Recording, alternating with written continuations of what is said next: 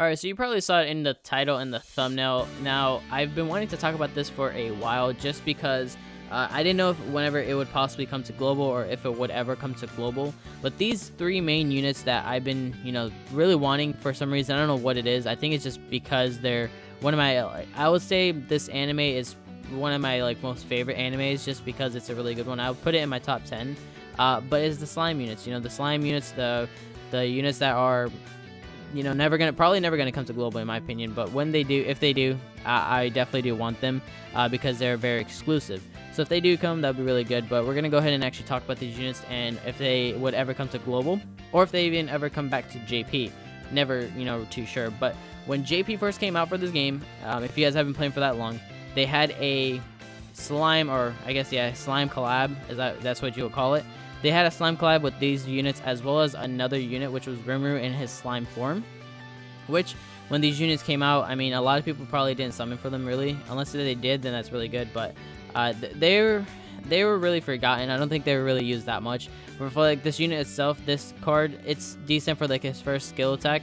It inflicts Rupture. So what Rupture is a 2x damage against buffed enemies. So if you're fighting anyone that's you can fight, let's just say a red demon or one of them, they buff themselves, so that can be really useful from there, I guess. It does 450% damage for the first skill. The second skill, this one is actually pretty cool. In my opinion, I actually like it. So as a 3-star, it assumes a stance with taunts enemies and grants debuff immunity for 2 turns. And it can also heal 50% of diminished HP at the start of the next turn. So it basically heals himself whenever he needs to. His ultimate, and there's one with Meliodas, it cancels buffs and stances on one enemy and inflicts damage equal to 560% of attack. Then it stuns for 1 turn. So Rimuru with his cards themselves, if we do this right, we can see how much he'll do. And then let's just move this card around. The Rimuru, he's not really the best unit to ever use, but he's decent. He's still there for you. I'm curious on how well this is gonna do. Normally it should taunt, so I'm not really sure. It would have to be a 3-star to taunt, or 2-star and 3-star. So I'm not too sure if I use a 1-star. I don't remember. So okay, so debuff immunity. So we couldn't be debuffed right there, which is really cool. And then we can actually move cards around here as well because we want to get Milliam's ultimate. And then we can actually focus on, let's just focus on Gustav. So let's do this, and then let's do this.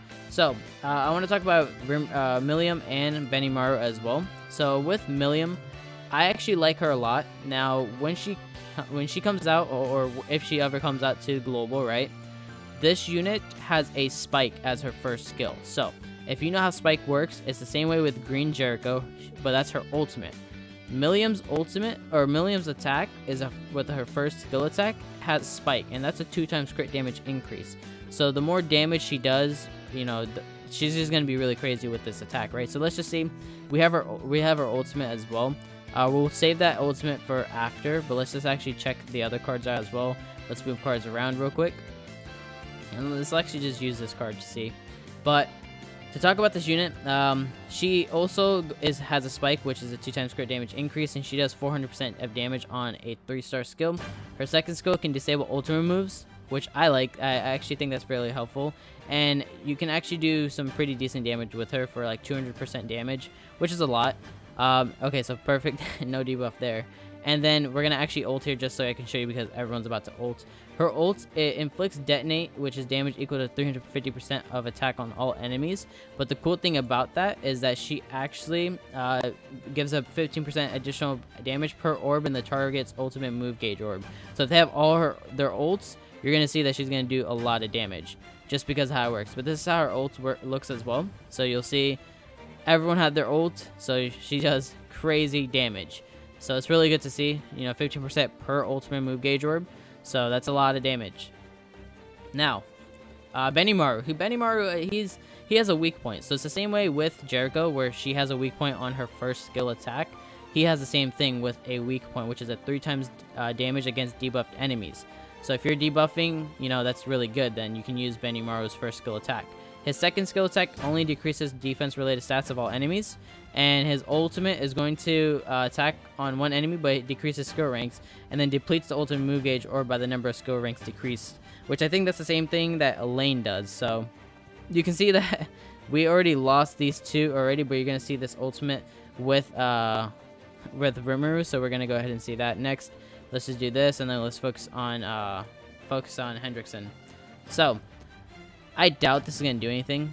I don't know how the ult is gonna do, but you can see how the ult works or how it looks. Honestly, I think this is the first time I've seen it. It's been a while since I've seen this. So you can see Meliodas attacks, goes up, and then just attacks. That's pretty cool. All right, so he's gone. Perfect. And then next turn, we can work with Jericho. I didn't put any gear in Jericho, so she's not going to be really useful, really. But that's fine. We're just talking about these main units. But for the units themselves, I really don't think that they're going to do anything for global. I just want to show you guys that, you know, these units can be pretty decent. If they ever do come out to for this global version, I personally would say Millium is your best bet, because she has a spike as one of her attacks, and she also has disabling ultimate move, Gauge Orbs, which I like, which is actually really good, honestly. I think you could use that in PvP, really. I guess that would be really helpful in PvP. But let's see, let's do this, and let's do this.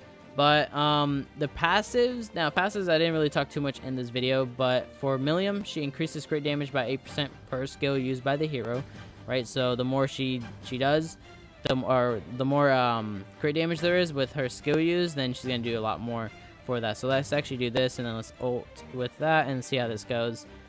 I doubt this is gonna do anything, but hopefully it does something. So we can skip this one. 52,000. Okay. If we can survive this, we can win. Yeah, we should be able to win. Hopefully survive this. You're a blue type unit. Survive it. Let me skip it too. Yeah, survived. But yeah, for these units, I mean, they're decent. Benimaru, perfect. Dang, 41,000 for the bleed. That's crazy. Benimaru, his passive increases the hero's damage by 3% per skill used. So the more damage he would do, the, you know, oh dang, that went 100%. So increases the hero's damage by 3% per skill used. That's not bad. Then you have what, Millium, no, not Millium, Rimuru. Rimuru is increases defense related stats by 8% if the hero takes damage. So the more damage you take, the more defense stats he gets boosted up. For these units, like I said, I don't think they're like the best units in the game or anything like that, but I still think they're really nice to see.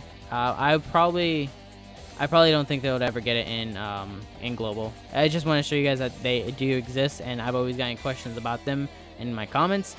This is basically them. I don't think they have anything crazy in clothing. It's just this, mainly that, and then that. Masks, I'm pretty sure there's nothing in here for masks other than that. Actually, yeah, there's that one. They don't actually have it on. Then these are the swords, which, yeah, I mean, nothing too crazy with these units. Hopefully you guys do understand that. You know, if they even if they come out to global, they're not something to like go crazy over. They're just units, you know. I don't think they're gonna be used as much as people would think they would be using them. It's more just for the collection purpose, and just the fact that, you know, they brought a collab unit in this game really early in JP when it first came out. But yeah, you can see you can see that that's pretty cool. That I like that they did something like this. But yeah, for these units, there's nothing crazy with them. Like I said, if you guys did you know, enjoy this video, let me know. If you guys did enjoy, drop a like on this video. If you guys are brand new, subscribe, guys. For these units, the only thing I like about this unit mainly is his weak point stuff. This weak point can be very helpful. I think he'd be really strong if you used it properly. His defense related, he can decrease defense related stats, which can be helpful in the long run. I guess you could use it for PvP if you use it that way, but for other stuff like that, I mean, he looks more better for like Crimson because of that weak point, which could be really helpful if you didn't have a Crimson unit, you know, like Demon Melee or Red Bond.